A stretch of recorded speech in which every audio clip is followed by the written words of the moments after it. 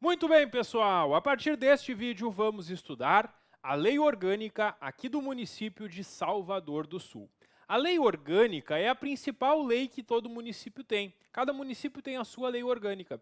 É uma lei que trata das regras de organização e funcionamento dos órgãos e poderes do município, principalmente da prefeitura, que é o poder executivo, e a Câmara de Vereadores, que é o poder legislativo, como nós vamos estudar hoje ao longo desta aula. Bom, eu sempre vou fazer a aula aqui direcionada para a prova de vocês. Então, ao longo da aula, eu vou mencionando sempre o que a banca costuma cobrar mais em provas, porque como a gente está acostumado a trabalhar com concursos dessa banca, a gente já sabe quais são aqueles pontos que geralmente ela explora e vamos tentar, então, mostrar aqui para vocês ao longo da aula e no final eu vou fazer algumas questões no estilo da banca também, para que vocês tenham essa oportunidade de treinar antes da prova. Bom, vamos ao que interessa. A Lei Orgânica, então, do município apresenta o município de Salvador do Sul, que é uma pessoa jurídica de direito público interno. A banca não fez essa pegadinha ainda, mas ela pode fazer na prova de vocês, trocando interno por externo, por exemplo, ou trocando público por privado.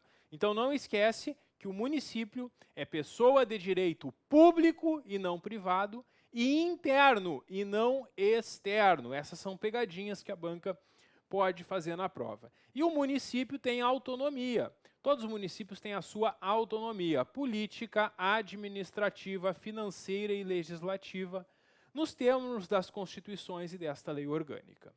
O território do município pode ser dividido em distritos. Os distritos são criados, organizados e suprimidos por lei municipal, uma lei aprovada pelos vereadores aqui do município, seguindo as regras da legislação estadual e consultando a população. É feita uma consulta plebiscitária para ver se a população concorda ou não com a criação ou supressão do distrito. Supressão é quando é extinto o distrito, quando ele deixa de existir.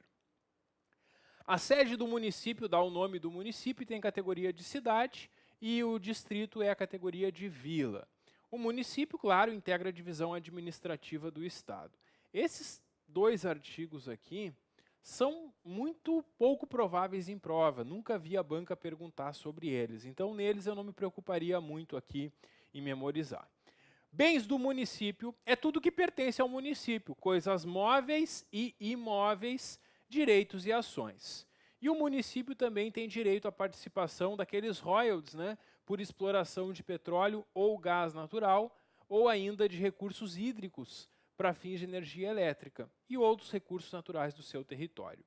Símbolos do município são o brasão, a bandeira e o hino, e as circunscrições urbanas, as divisões do município se classificam como cidades, bairros e vilas, seguindo a legislação.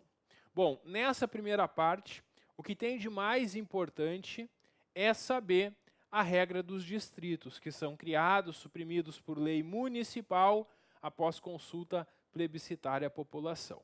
Não é muito comum questões sobre esses primeiros artigos. O artigo 8º traz competências do município. Aqui tem mais chance de ser perguntado em prova quais são as competências do município. Aí o artigo 8º traz a lista, que cabe ao município fazer as leis, legislar sobre os assuntos que são do interesse aqui do município, do interesse local, completar a legislação federal e estadual. Completar a legislação federal e estadual significa suplementar a legislação federal e estadual. Quando tem leis federais e estaduais que tratam de um assunto, mas não tratam de alguma peculiaridade aqui do município, o município pode, por lei municipal, tratar disso, suplementando, completando aquilo que faltou na lei federal ou estadual.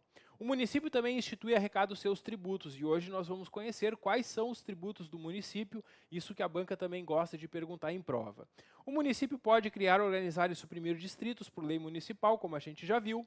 O município pode instituir uma guarda municipal para fazer a proteção dos seus bens, serviços e instalações. E o município deve prestar os seguintes serviços. Aqui são serviços públicos que são competências do município. O município pode prestá-los diretamente por meio dos servidores da prefeitura ou pode fazer concessões para que empresas privadas prestem esses serviços recebendo por isso. Muito bem, quais são os serviços de competência do município?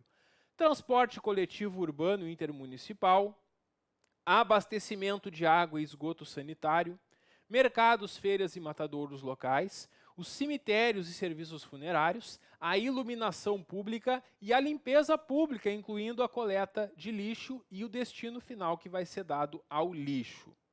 O município também vai manter cooperação técnica com a União e com o Estado para atuar nas áreas da educação, na pré-escola e no ensino fundamental e na área da saúde. Também é competência do município promover a cultura e a recreação, fomentar e incentivar a produção agropecuária, preservar florestas, fauna e flora, prestar assistência social, que é a assistência aos necessitados. O município vai ter os seus servidores da área do serviço social que vão trabalhar nesses programas. Também o município vai realizar programas de apoio à prática e turismo local, programas de alfabetização, atividades de defesa civil, inclusive combate a incêndios, promover o adequado ordenamento territorial, fazendo suas normas e criando regras que devem ser seguidas na área urbana, elaborar e executar o plano diretor, que é a principal norma de desenvolvimento urbano. Aqui tem algumas obras também que cabem ao município. O município também vai fixar a tarifa dos serviços públicos, inclusive dos táxis, e também o horário de funcionamento dos estabelecimentos industriais, comerciais e de serviços. O município também sinaliza as vias públicas urbanas e rurais, regulamenta a utilização das vias e logradouros, e cabe ao município dar licença para algumas atividades. Essas licenças que o município dá é o chamado exercício do poder de polícia do município, porque o município, a prefeitura, tem a função de fiscalizar e regulamentar uma série de atividades, para garantir que as atividades sejam exercidas no município sem colocar em risco a saúde e a segurança da população. Então, quando eu quero abrir um restaurante no município, por exemplo, para o meu restaurante começar a funcionar, eu preciso ter um alvará da prefeitura. É uma licença da prefeitura. A prefeitura só vai me dar licença se confirmar que o meu estabelecimento atende todos os requisitos da lei para não colocar em risco a saúde, segurança e o bem-estar da população. É isso, esse é o exercício do poder de polícia do município, que ele faz concedendo essas licenças para localização, instalação e funcionamento de estabelecimentos industriais, comerciais e de serviços. E os estabelecimentos industriais, de preferência, devem ser instalados no parque industrial, para ficar numa área que não vai perturbar as residências, né? Essa ideia de existir um lugar para indústrias. Também o município vai dar licença para publicidade, colocação de cartazes, letreiros, anúncios. O município exerce o comércio, vai dar licença para o exercício do comércio eventual ou ambulante. Os comerciantes ambulantes precisam ter alvará também.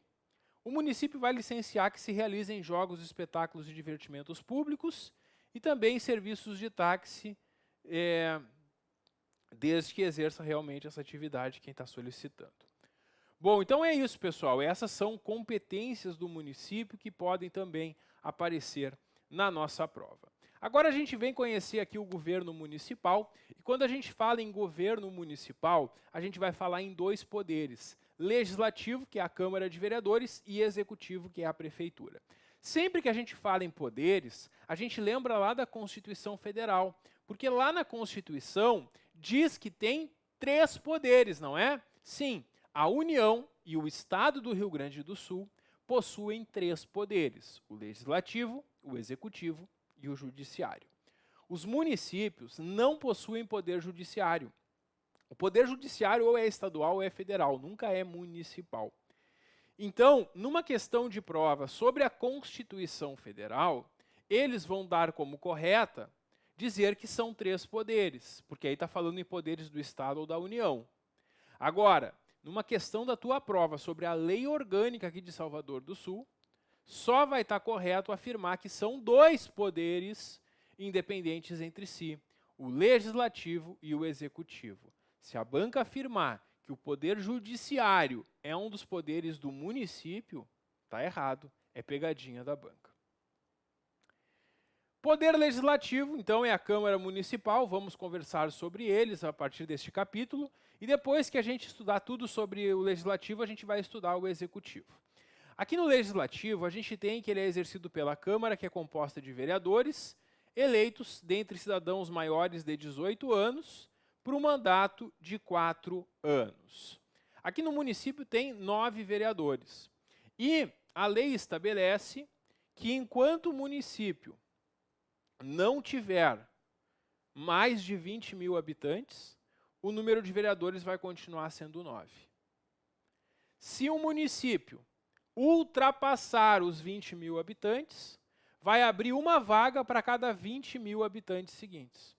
Então, o município tem 9 vereadores enquanto tiver até 20 mil habitantes. Se algum dia ele ultrapassar 20 mil habitantes, vai ter 10 vereadores. E se ultrapassar 40 mil habitantes, aí vai ter 11 vereadores, e assim por diante. E a banca pode perguntar em prova esse critério que foi colocado aqui na lei orgânica. Então saibam, o município tem 9 vereadores, e enquanto não ultrapassar 20 mil habitantes, só pode ter no máximo 9 vereadores. Se tiver mais de 20 mil habitantes, pode ter mais um para cada grupo de 20 mil habitantes ou fração. O número de habitantes a ser utilizado é considerado com base no IBGE, né? Esse dado é o IBGE que vai dizer qual é a população do município. O artigo 13, ele trata da regra de deliberações aqui da Câmara. O que são as deliberações da Câmara? São as votações realizadas aqui pela Câmara. As matérias que são levadas à discussão e deliberação da Câmara são discutidas e votadas pelos vereadores. E esses 9 vereadores vão fazer uma votação para aprovar ou não aquela matéria. Em regra, para que possa acontecer a deliberação, tem que estar presentes a maioria absoluta dos seus membros. Mais da metade. Se são 9 vereadores, eu preciso da presença de 5 para que possa colocar algo em votação. Se tem sessão na Câmara hoje e estão presentes 4 ou menos vereadores, não pode votar nada. Se for votar, tem que ter pelo menos 5. Tá. E quantos votos eu preciso para aprovar? A resposta é: depende. Depende se a matéria exige maioria absoluta ou de 2/3 ou se não exige. Esta lei orgânica, em muitos momentos, vai dizer que para aprovação de uma matéria é necessário maioria absoluta ou maioria de 2/3. Quando a lei orgânica assim disser, vai ser essa forma de votação. Quando a lei orgânica não disser nada, quando tem algo a ser votado que não está previsto na lei orgânica, aí se usa a regra geral, que é a maioria simples. E o que é a maioria simples? É mais da metade dos vereadores presentes na votação. Para eu saber quantos votos serão, eu preciso saber quantos vereadores estão presentes. Se tem sessão na Câmara hoje e tem 5 vereadores presentes, quantos votos eu preciso para aprovar por maioria simples? 3. Se estiverem presentes 6 ou 7 vereadores, com 4 votos eu aprovo. E se estiverem presentes 8 ou 9, eu vou precisar de 5 votos. Então vejam que essa maioria simples é uma maioria relativa, porque ela muda de acordo com a quantidade de presentes. E a regra geral é que as matérias vão ser aprovadas assim, por mais da metade do voto dos presentes. Só não vai ser assim quando a lei orgânica disser que é por maioria absoluta ou 2/3. O que é maioria absoluta? Mais da metade do total de vereadores, presentes ou não na votação. Então, se tem votação hoje na Câmara, não importa se estão presentes 5, 6, 7, 8 ou 9 vereadores. Se é exigido o voto de maioria absoluta, só será aprovado com 5 votos, que é mais da metade de 9. E quando exigir 2/3? São 9. 2/3 de 9 serão 6 votos. Então, as matérias mais difíceis de serem aprovadas são essas que exigem o voto de 2/3 dos vereadores. E as mais fáceis são as que não exigem nada, né? Que são por maioria simples. E no meio estão as que exigem maioria absoluta, que aí vai ser 5 votos, não importa quantos presentes. Então é isso. Essa é a lógica dessas votações aqui da Câmara. Sobre a posse da Câmara, os vereadores são eleitos por um mandato de 4 anos, e aí no primeiro ano do mandato, no dia 1º de janeiro, a Câmara faz uma sessão para dar posse para os vereadores eleitos e para o prefeito e vice-prefeito. E aí, o vereador que mais recentemente exerceu o cargo na mesa, então, se tem algum vereador reeleito que já ocupou lugar na mesa, ele vai presidir essa primeira sessão. Mas só essa primeira sessão, porque eles vão fazer uma eleição para escolher a mesa da Câmara já nesse primeiro dia. Bom, esse presidente, então, temporário, vai pegar o compromisso de cada um dos vereadores. Fazendo a leitura do compromisso, cada vereador vai responder, assim o prometo. Pronto, tomaram posse os vereadores. E se um dos vereadores eleitos foi para a festa de fim de ano, encheu a cara, tomou todas e não acordou e perdeu a própria posse? Ele perde o mandato? Ainda não.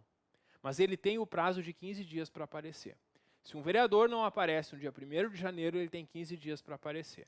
Se não aparecer em 15 dias sem justificativa, aí sim perde o mandato. Esse prazo já foi perguntado em prova, pode cair na prova de vocês. Fica atento com esse detalhe. Sobre atribuições da Câmara, o artigo 15 traz uma lista de atribuições da Câmara que passam pela sanção do prefeito. Aqui nós temos matérias que os vereadores vão decidir e depois que os vereadores decidem, eles encaminham para o prefeito, que pode sancionar quando concorda ou vetar quando não concorda. E os projetos de lei, em geral, vão ter esse caminho. Então, os vereadores aprovam e depois o prefeito sanciona ou veta, porque se o prefeito não concordar, ele vai vetar. E no artigo 16, tem uma outra lista de matérias que são competências privativas da Câmara.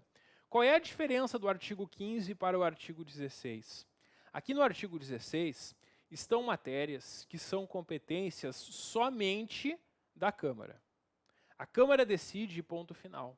O prefeito não se mete nessas decisões. As matérias aqui do artigo 16, a Câmara decide e está resolvido. Nas matérias do artigo 15, a Câmara vai decidir e o prefeito ainda vai poder sancionar ou vetar. E hoje nós vamos conhecer como funciona quando o prefeito veta. Tudo isso a gente vai estudar hoje aqui nessa aula. Bom, o que eu preciso que vocês saibam para a prova? Porque isso cai bastante em prova. Vocês têm que saber diferenciar as matérias que passam pelo prefeito com as que não passam. Esses dois artigos são competências da Câmara. A diferença é que no artigo 15 a Câmara decide e depois o prefeito sanciona ou veta. E no artigo 16 a Câmara decide e ponto final, acabou a discussão. Bom, tem uma lógica.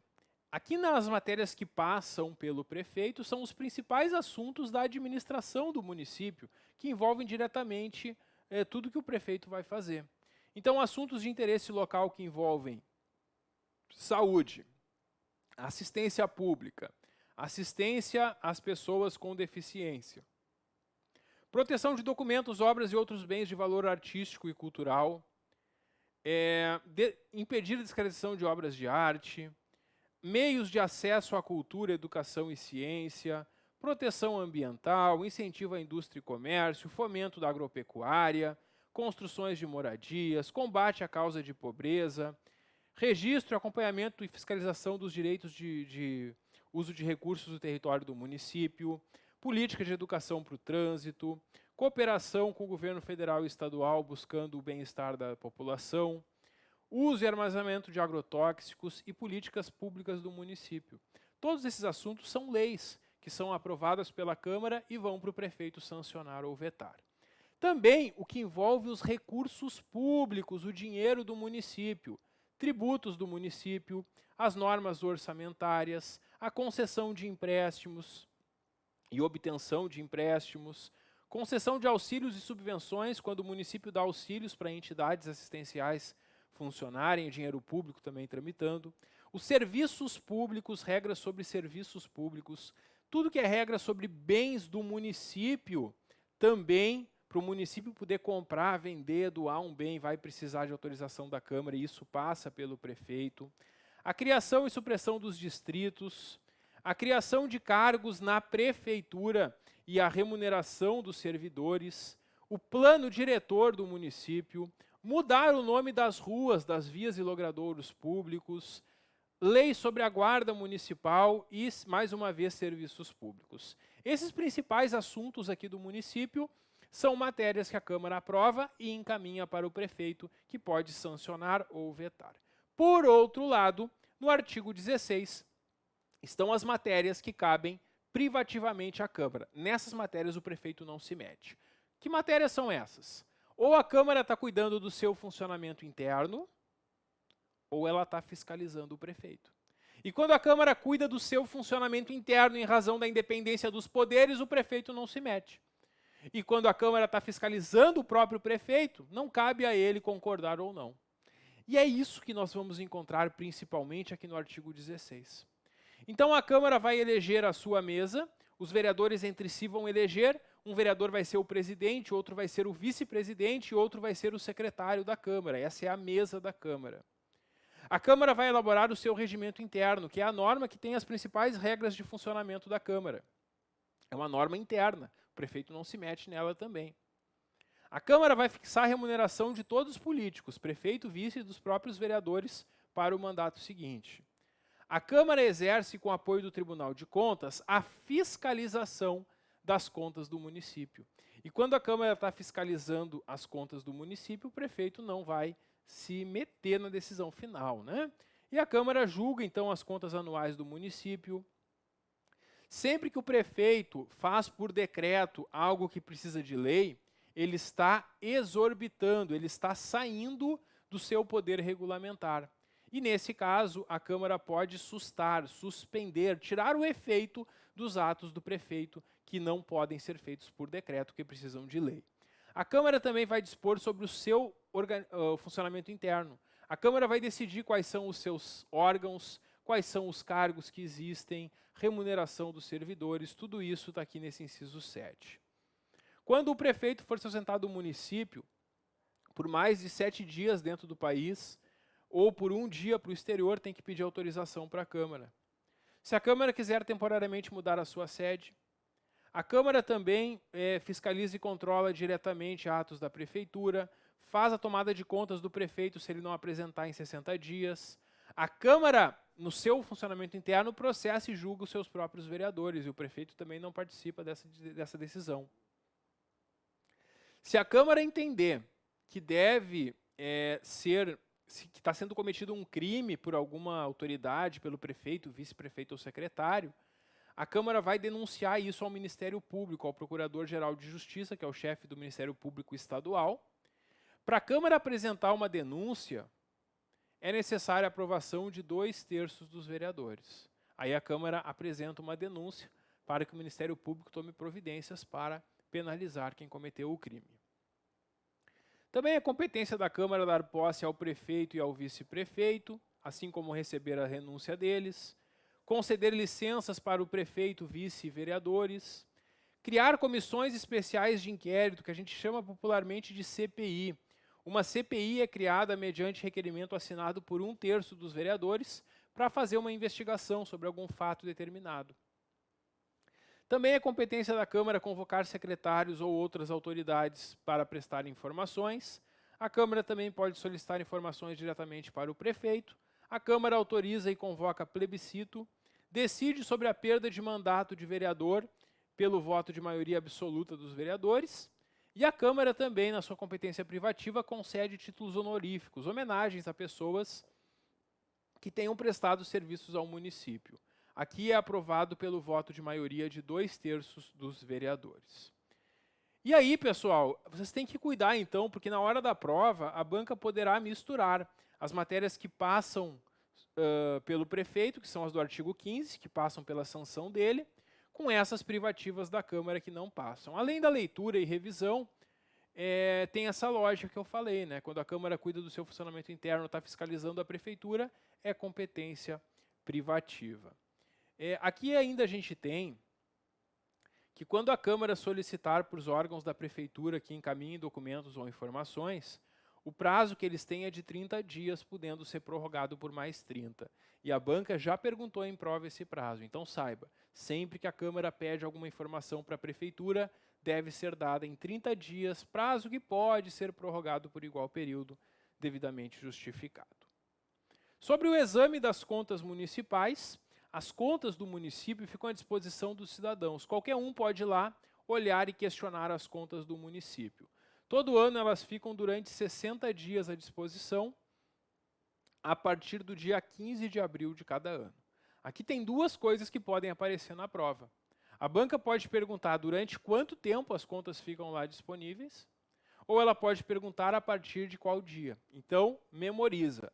Todo ano, a partir do dia 15 de abril, as contas ficam durante 60 dias à disposição. Quer uma dica para memorizar? 15 de abril é 15 do 4, né? Quanto que dá 15 vezes 4, pessoal? 60. Olha a matemática nos ajudando aí. Memoriza assim. Todo ano, a partir do dia 15 do 4, as contas estão disponíveis. Ficam por quantos dias? Por 15 vezes 4. 15 vezes 4, que dá exatamente 60. É apenas uma dica para ajudar vocês a lembrarem desses prazos, né? Pode ser que só apareça em prova, com essa dica pode ser que vocês lembrem lá no dia da prova. E aí qualquer cidadão pode fazer essa consulta, aqui tem os requisitos, né, de como vai funcionar, e sempre que houver então um questionamento aqui, uma reclamação apresentada, vai ter uma via que vai ficar anexada e à disposição, e qualquer um pode ver o que foi apresentado de reclamação às contas. Essa segunda via deve ser anexada no prazo de 48 horas pelo servidor que recebeu. E se o servidor que recebe uma reclamação, o servidor da Câmara, que recebeu essa reclamação contra as contas, se ele não fizer a anexação, se ele não colocar lá, dentro de 48 horas, esse servidor da Câmara vai estar sendo punido com uma suspensão de 15 dias, ficando 15 dias sem trabalhar e sem receber. Então é isso que nós temos aqui na prestação de contas. Sobre a remuneração dos políticos, a remuneração do prefeito, vice-prefeito e vereadores é fixada pela Câmara no último ano da legislatura, dentro dos 30 dias antes das eleições municipais. Então, aquela história de dizer que o vereador aumenta o próprio salário não é bem verdade, porque os vereadores atual aprovam quanto que vão ganhar os políticos do próximo mandato. Claro que eles mesmos podem ser reeleitos, mas aí a culpa é da população que vota nos mesmos, não é culpa deles, né? Porque o mecanismo que está previsto aqui na norma é esse. Os atuais vereadores e prefeito decidem quanto que vão ganhar os atuais vereadores decidem quanto que vão ganhar os próximos prefeito, vice e vereadores. A gente tem que a remuneração do prefeito, vice e vereadores é fixada determinando seu valor em moeda corrente do país e é vedada, é proibida qualquer vinculação. A remuneração do prefeito não está associada a nenhuma outra coisa. Como assim? Não pode ter uma regra dizendo sempre que aumentar a remuneração do presidente da República, aumenta do prefeito. Não tem essa. Não está vinculado a nada. Só vai aumentar a remuneração do prefeito quando a Câmara decidir, e sempre de um mandato para o outro. É essa a regra que nós temos aqui. A remuneração dos vereadores tem como limite máximo o valor recebido pelo prefeito. Nenhum vereador vai ganhar mais do que o prefeito. E é isso que tem de mais importante aqui sobre remuneração. O nosso próximo assunto é a eleição da mesa. Nesse dia 1º de janeiro, quando eles tomam posse, eles já vão eleger uma mesa. Então os vereadores, os 9 vereadores entre si vão eleger. E um dos vereadores vai ser o presidente, outro vai ser o vice, outro vai ser o secretário. Eles são eleitos para o mandato de 1 ano e é vedada, é proibida a recondução para o mesmo cargo na eleição seguinte. Então, todo ano vai mudar os cargos da mesa. Se no primeiro ano do mandato o vereador for presidente, no segundo ano ele não pode ser presidente de novo. Ele pode ser vice, pode ser secretário, mas ele não pode ocupar o mesmo cargo na eleição seguinte. É isso. Então, a gente vai ter Nos 4 anos, 4 mesas, porque é uma por ano e todo ano muda, porque é proibida essa recondução. Aqui a banca pode fazer uma pegadinha, tentando te enganar, dizendo que o mandato da mesa é de 2 anos ou de 4 anos, ou dizendo que é de 1 ano, mas dizendo que é permitida a recondução. E aí está errado, porque é proibida, é vedada a recondução para o mesmo cargo na eleição seguinte. Bom, e se os membros da mesa não estiverem fazendo o trabalho deles direitinho, eles podem ser destituídos pelo voto de maioria absoluta dos membros da Câmara. A gente sabe que maioria absoluta são 5 dos 9 vereadores. Então, se um dos membros da mesa não estiver trabalhando direitinho, alguém pode propor a destituição deles e, se 5 vereadores concordarem, a gente vai ter essa destituição. Aqui na sequência, nós temos atribuições da mesa. E sobre isso a gente vai conversar no próximo vídeo. Dá um clique que eu já volto. Até logo.